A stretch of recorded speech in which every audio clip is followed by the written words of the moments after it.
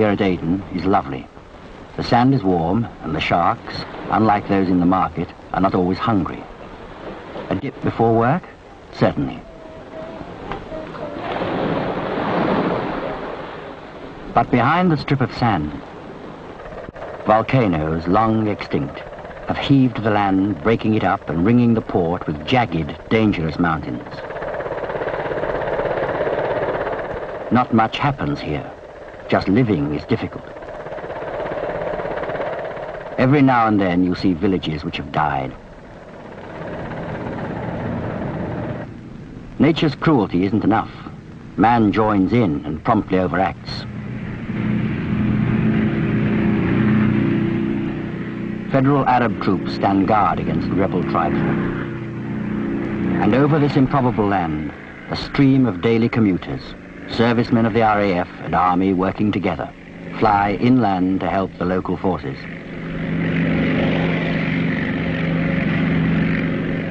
Casual as the conductor of a number 9 bus, the crewman hangs his boots over 2,000 feet of air. This is his first run of the day, and with the mists not yet cleared, the land is at its most inviting. On the only road that leads up country, a convoy of army trucks is doing it the hard way.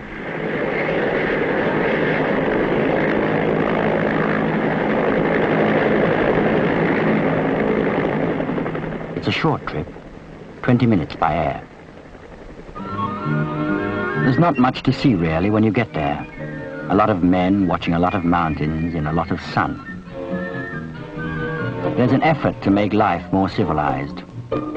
Not too easy in a country where every shaving mug of water has to travel 50 miles.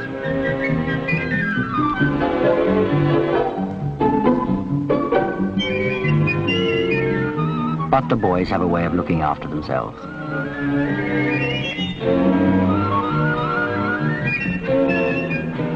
At the base airfield, the Belvedere helicopters have roused themselves and are getting ready to start their daily routine.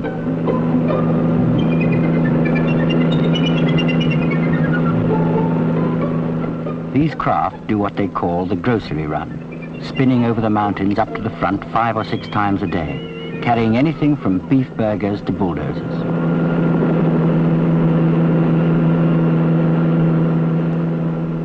There has been trouble in these hills more or less since we first came here 130 years ago to build a coaling station for our new steamships. Treaties have been signed, but it goes on. As long as there's trouble, there must be troops. As long as there are troops, there must be supplies. The helicopters do a good job, but if the strips up front were bigger, they'd be saved a lot of journeys. Now come on, you blokes, no mucking about now. The old man wants to fly some big stuff in here, so just get on with it.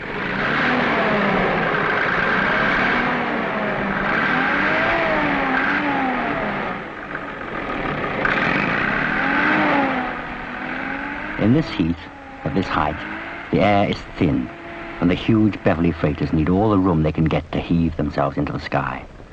So the airmen get their shirts off. Machinery, often dropped in piece by the choppers, copes with most of the hard work. But at 130 degrees in the sun, and there is no shade, even to blink makes your eyelids sweat.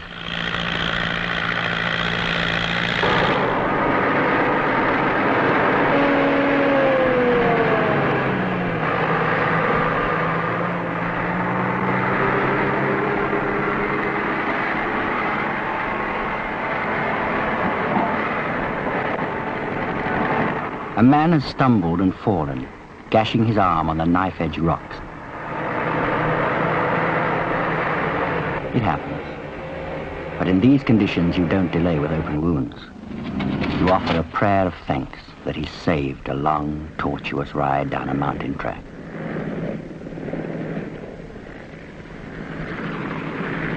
A whirlwind is detailed to take him back to base. Within 30 minutes, he'll be resting between crisp sheets in an air-conditioned ward.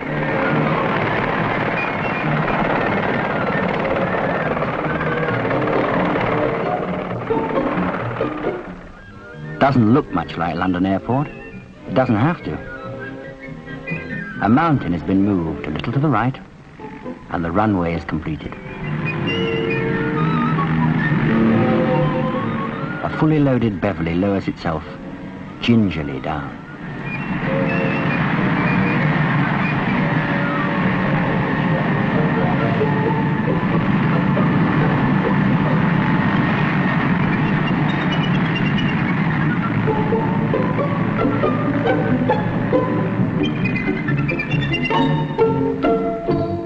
The huge back doors open, and she's unloaded. They're going to have chips with their sausages.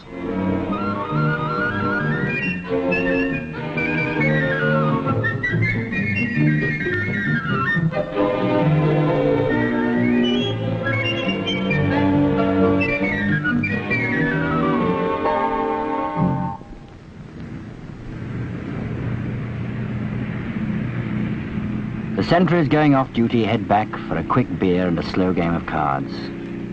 But however much they relax, they don't forget that they're soldiers, fighting men. That's why they're here. From the air, the forward HQ looks like a canvas council estate.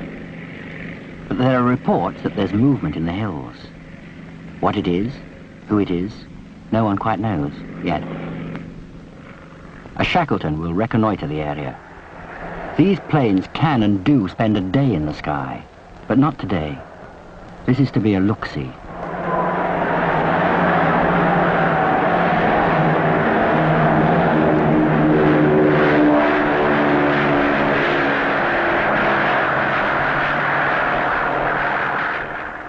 Over the sea, a sub-hunting shack may fly at 0 feet. With solid waves like these, it keeps a more respectable height.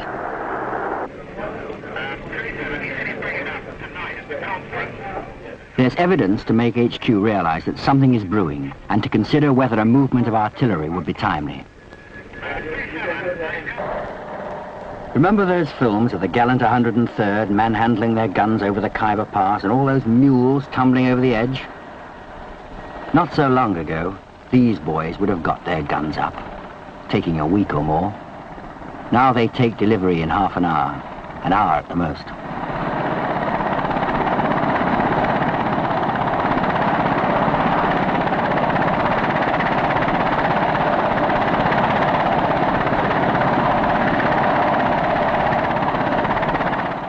This land soaks up troops as quickly as it would water, should it ever rain. A battery of artillery might cover 2 valleys here, but with mobility, 1 gun becomes 10.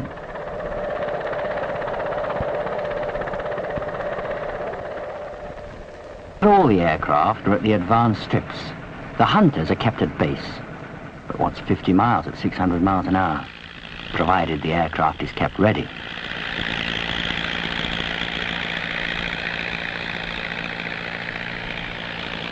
These hunters are prepared for a strike, carefully. These rockets are not fragile, but they're not made to be dropped more than once.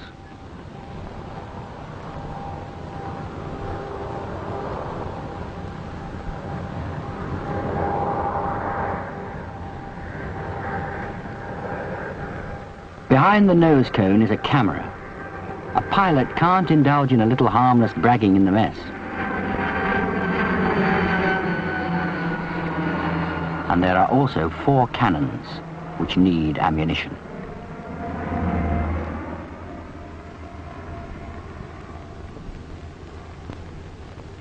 If you fly at the speed of this plane, a check is never just routine. Up front, the rebels have come right up to the airfield. The RAF regiment is keeping them at bay.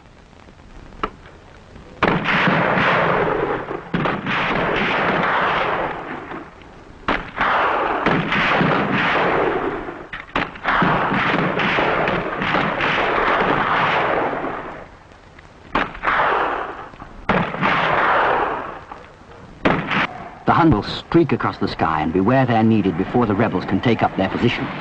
One quick blow can save months of tracking and sniping.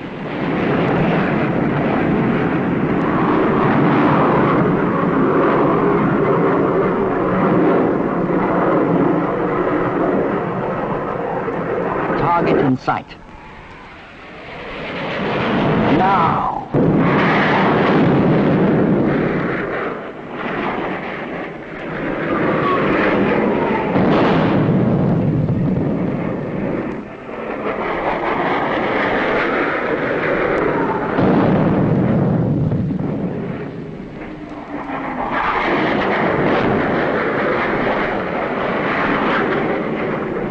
guns taken from the expended hunters.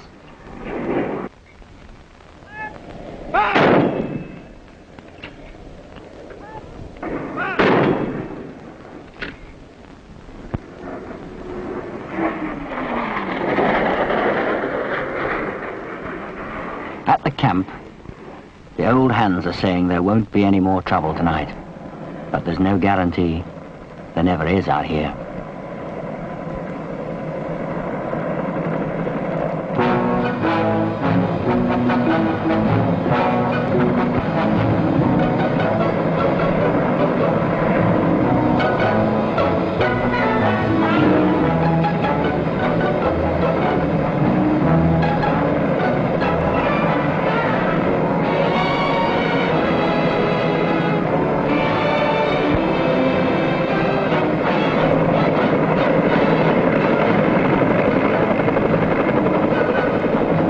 Helicopter, errand boy to a mountain army, has finished its tasks for the day and heads back for civilization.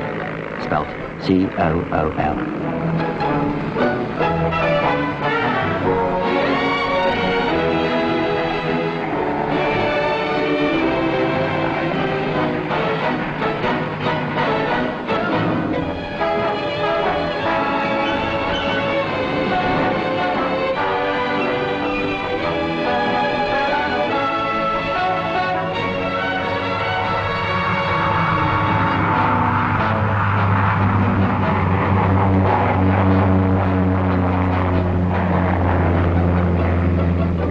The job goes on.